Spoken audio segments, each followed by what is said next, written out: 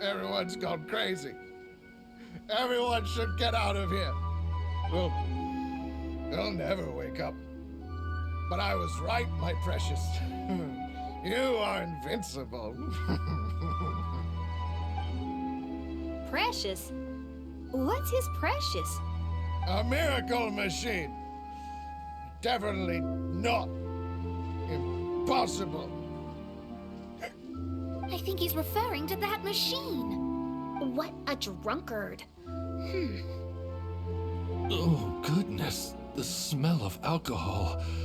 Mein Fräulein, please allow me to fan the fumes away with my wings. Oh, excellent. Please, fan them away for me, too. Certainly. I've checked the surroundings, but there's no one else here. Isn't that strange? The Fatui is a big organization, but he's the only one left at this camp. What's more, we didn't even see him the last time we were here. Even the larger gentleman from the first time is missing. I think they must be hiding somewhere. As for why they may be hiding, I'm afraid we'll have to ask him. But he's as drunk as tone-deaf Bard. Should we wait for him to sober up? Cleanse him with the holy spring of punishment. Mein Fräulein means to splash him with water. Ooh, sounds like a good idea. Let's try.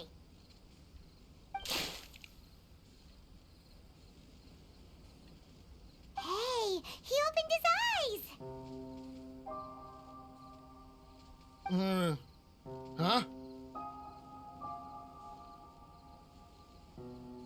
Hey, are you one of the Fatui?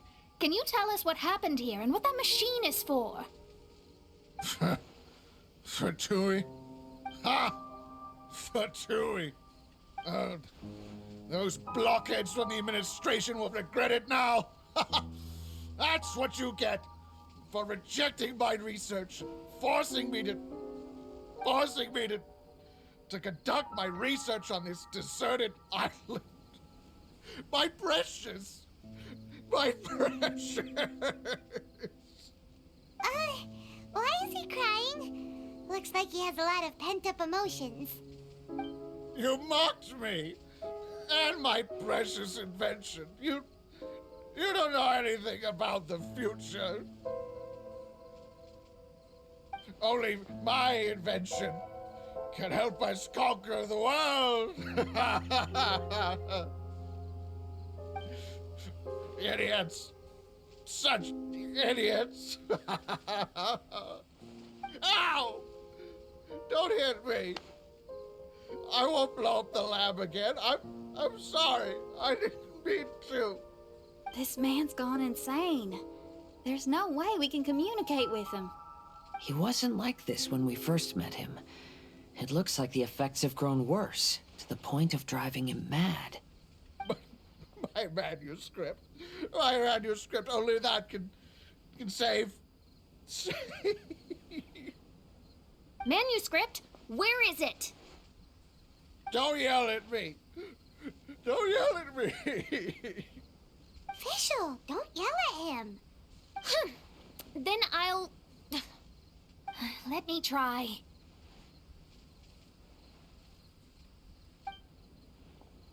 Kind sir, look at me. Now, tell me, where did you hide your manuscript? No, don't force me to write a report. Go away.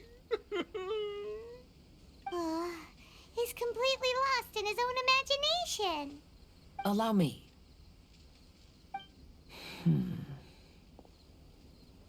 Please excuse me.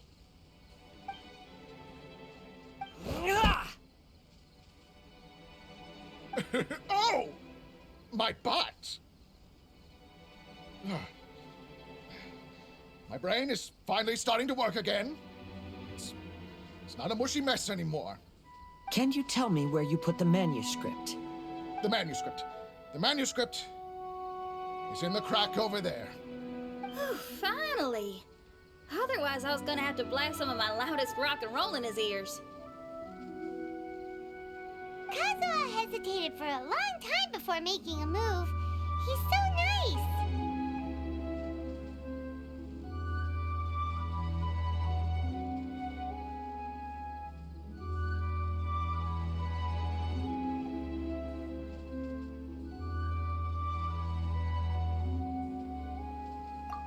Everyone, let's search the stone cracks nearby for the manuscript.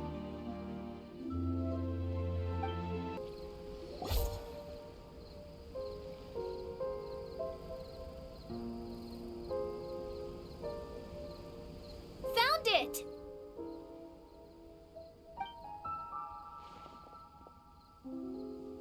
Congratulations! We found the key to solving the problem. Let me see.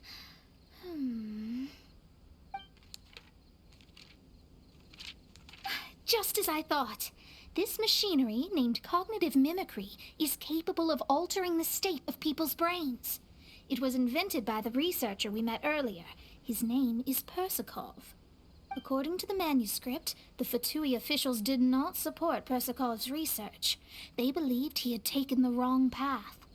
But Persikov insisted on putting his machine to use. In order to achieve that, he disassembled the machine and used his connections to transport the parts to this deserted island. How did they find this island? The Fatui's intelligence network is not to be underestimated. Persikov was dead set on carrying out his experiments on this island. Most of his subjects were junior Fatui soldiers who all signed a waiver beforehand. It looks like they really thought this machine would benefit the Fatui. How does the machine work? That's most likely top secret. The manuscript didn't reveal any details, but Persikov did mention that the machine was modeled after the power of a god. Does that mean there's a god connected to these dreamlike mirages and the Fatui found a way to research it? Clearly. Otherwise, they wouldn't have been able to reproduce the god's power.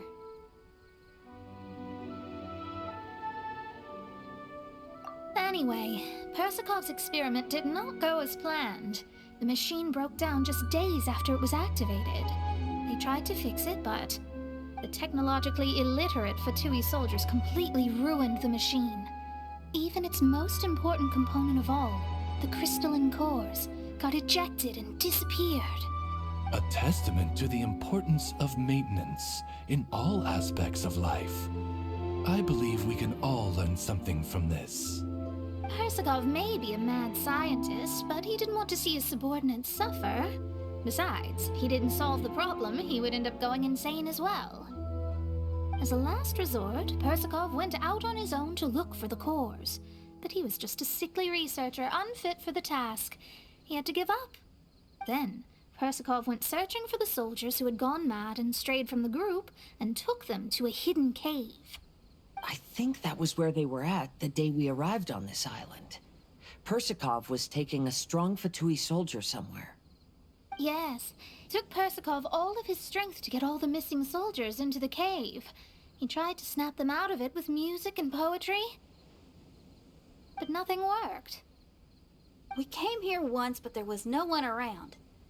Come to think of it, that must have been the day Persikov was busy gathering the soldiers into the cave. There's good news and bad news written on the last few pages. The good news is, Persikov managed to figure out the location of the crystalline cores by piecing together the snippets of information he could get from the delirious soldiers. The bad news is Persikov failed to revive them and eventually succumbed to the device's influence himself. The last few pages of the manuscript are just unintelligible drunken scribbles. It appears that the responsibility for this issue now falls to my retainers and I. There's a map in the manuscript. The markings should indicate the locations of the crystalline cores.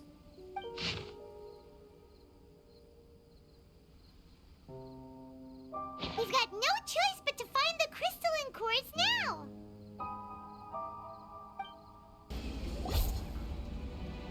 We've inserted all of the crystalline cores, Mona. Is that all we needed to do? I think so. That's what the manuscript says, anyway. Let's give it some time. Hopefully it'll return to normal.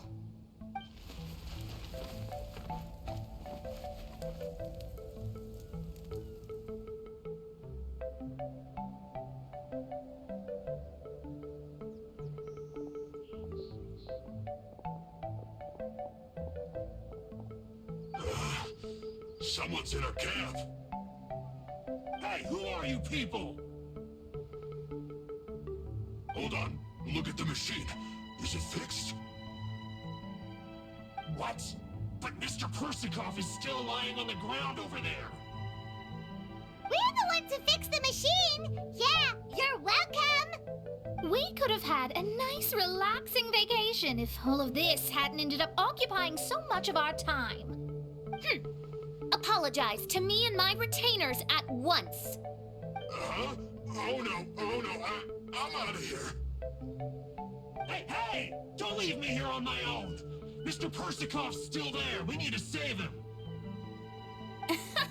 Those two definitely seem a little more lucid now. It looks like we succeeded. Yay! Let's get out of here then! Paimon wants to spend the rest of this vacation back at our own camp. Yeah, but it feels like our camp now. Kinda like our temporary home. Then perhaps we should call it the Embassy of the Imanakreich and Dodoland. Huh? No! That's too many words! Paimon would prefer something easy to remember. Come on, let's go home now.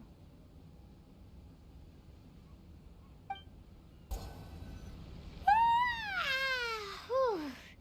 After coming home to a nice big meal, then having a long lie down, Paimon's finally starting to feel relaxed. Is the hospitality of the Imanakreich to thy liking? Paimon's loving it. Wonderful. Main Fräulein invited you all here not only to witness the arrival of our Holy Land, but most importantly, she wished that you could all relax and enjoy the summer. Great. Well, I've come to the right place. I love it here. May this place become an eternal paradise. Main Fräulein says she hopes to go on more adventures with you here in the future. Of course. And you should come find me and Leo when you get the time. I'll show you around. Oh, also, my friend runs the best restaurant in Liyue. I'm sure you'll love it. If you're into opera, you should go see Yunjin. She's the nicest person, and she likes making friends with new and interesting people. I'm sure the two of you will have plenty to talk about with your shared passion for theatrics. Oh? If Lady Xinyan speaks so highly of it, then I must entertain the idea. Traveler, I have a suggestion. There's a snack called roasted lavender melon in Inazuma, which goes rather well with fish. Why don't we roast some fruit and seafood for dinner tonight?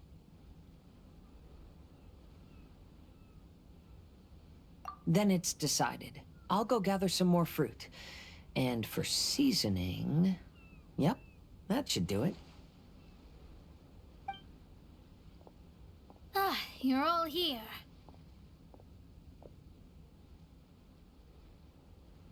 I've noticed an issue. Although we've fixed the machine, as you can see, the mirages on the islands have still not disappeared. I've noticed that too. But considering it took some time for the mirages to appear, it may also take some time for them to disappear. Yes, that's definitely possible.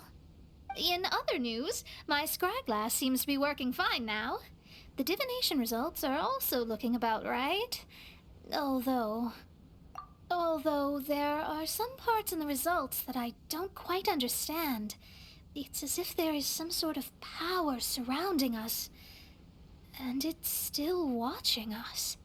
Do you think it's caused by the machine? Or perhaps Persikov? Sorry, I'm also not sure. All I know is that the power is not hostile at the moment. Whatever it is, it doesn't seem to harbor any ill will toward us.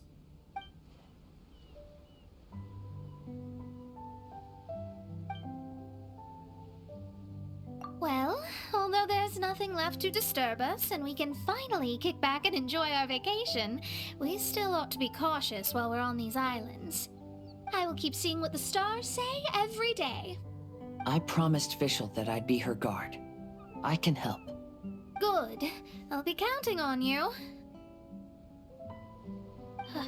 Goodness knows why those girls are so carefree about everything. I suppose it falls to me to be extra vigilant. Oh, coming.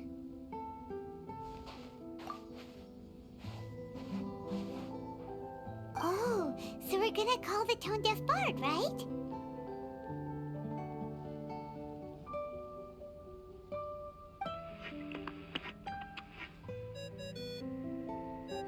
Well, hello there, strangers. You finally called. I thought you were having so much fun that you'd completely forgotten about me. Nope. Oh, tone-deaf bard, a whole bunch of really strange things happened. A strange machine that can imitate the power of a god? Wow. I didn't know the Fatui had plans like that. Their imaginations are truly running wild. So, judging from your tone, it sounds like you don't know any more about this than we do. Alas, I am but a humble bard who sings for his Mora in the tavern. Why would I know anything about it? Ugh, so annoying. But other than that, did you two have fun? We did! We ate a lot of yummy food and saw loads of amazing things! It was really cool! That's good. The point of traveling is to record any feelings stirred along the way. As long as you had an unforgettable experience, this journey has served its purpose. As for the mysterious voice, although we don't know who it was, not only did she not harm you, she also helped you to gain a better understanding of each other, right? If you look at it that way, maybe she meant you well. I mean, if she was able to intercept Alice's communication tool, I'm sure she's also plenty capable of attacking you. Tone-deaf bard is right. I'm glad to bring you some peace of mind. Just enjoy your vacation to the fullest. And don't forget to tell me all about the marvelous mirages when you get back. I want to record all these beautiful memories and turn them into ballads. Every summer will become an unforgettable song. Then I'll just wait for your return. Happy vacationing! If tone-deaf bard thinks it's okay, then maybe there's nothing to worry about. After all, tone-deaf bard is still a god. We should probably trust him.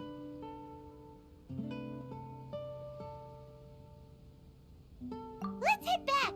We don't want to keep everyone waiting. Hold on. Didn't Fischl say earlier that she's going to catch some crabs? Oh, Paimon wants to go too! Now you have solved the mystery. Doesn't it make you feel happy? Satisfied?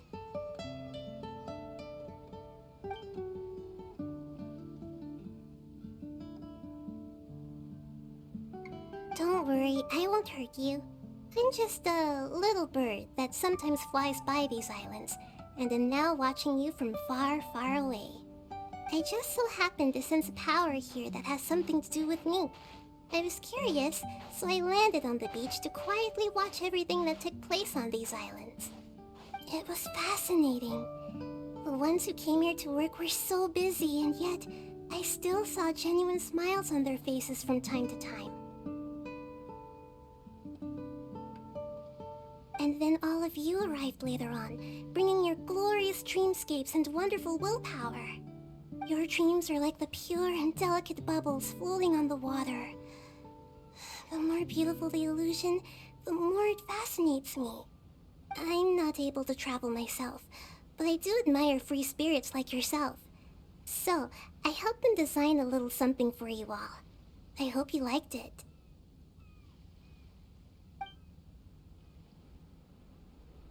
As I said, I don't have an agenda. I'm just a little bird. I stopped here to admire your lives, joys, sorrows, and all. You are a special person with a unique and brilliant glow. I decided to communicate with you in this way because I'm really curious about you. There's no need to wonder about my name. Maybe one day in the future, we will meet in another place. When that time comes, I think you'll be able to recognize me.